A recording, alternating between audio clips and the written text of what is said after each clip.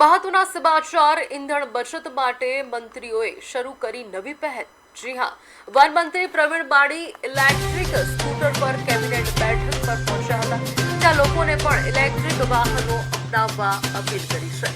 CM સહિત મંત્રીઓએ ઈંધણ બચતનો સંદેશ આપ્યો છે। મુખ્યમંત્રી 3 કારના કાફલા સાથે કેબિનેટ બેઠકમાં પહોંચ્યા। ઈંધણ બચાવવા સરકાર એક્શન મોડમાં જોવા મળી રહી છે। મંત્રી પ્રવીણ બાણી ઇલેક્ટ્રિક સ્કૂટર પર કેબિનેટ બેઠકમાં પહોંચ્યા હતા।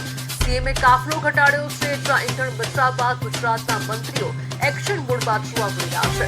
કેબિનેટ બેઠકમાં જોવા મળી નવી પહેલ, જ્યાં મુખ્યમંત્રી ભૂપેન્દ્ર પટેલે સાદગી અપનાવી છે। માત્ર 3 કારના કાફલા સાથે કેબિનેટ બેઠકમાં તેઓએ હાજરી આપી।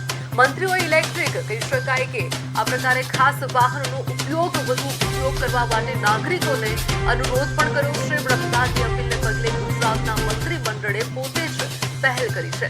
ઈંધણ બચાવવાનો પણ સંદેશ આપવામાં આવ્યો છે।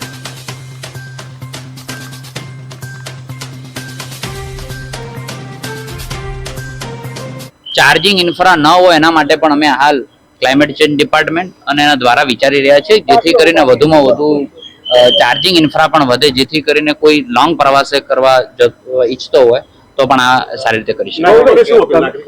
નાગરિકોને એટલી જ અપીલ કરીએ છીએ કે આજે સારા એવા દરેકના ઘરમાં જ્યારે બીજું ઓપ્શન વ્હીકલનું જે છે ખરીદવાનું એ ઈવી લેતા હોય છે, તો નાગરિકને અપીલ કરીએ કે જ્યારે બીજું ઓપ્શન આપણે જ્યારે પરચેસ કરીએ, ચાર્જિંગ